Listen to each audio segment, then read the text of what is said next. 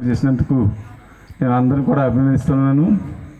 అదేవిధంగా మరి ఇప్పటి వరకు మనకి వాక్యాన్వేషం అందించిన దైవజనులు స్వర్జన్ బాబు గారు మనందరిని కూడా నిద్ర వచ్చే టైంలో, ఆకలి అయ్యే టైంలో ఆయన మనల్ని ఉద్యోగం పరిచి ఆయన నిజంగా చెప్పాలంటే చాలా ఓపికతోటి ఆయన చాలా అద్భుతమైన వాక్యం చెప్పారు. ఆయన ఏంటంటే ఆ వాక్యం ఒకటే చెప్తే మనకి ఎవరికి అర్థమవుతుంది, కానీ ఆయన కొన్ని మధ్య మధ్యలో కథలు చెప్తే మనందరూ కూడా నిద్ర రాకుండా ఉంది. నిజంగా మరి అంత అద్భుతమైన వాక్యం మరి దైవజనులు మనకు అందించారు. మరి ఆయన ఒక మాట చెప్పారు, నేను కరోనాను జయించాను అని. అది నిజంగా దేవుడిచ్చిన అద్భుతం మాట అది. ఎందుకంటే ఈ కరోనా వల్ల చాలామంది చెప్పారు, వాళ్ళ మండపేటలోనే కోటేశ్వర్లు చనిపోయాడండి.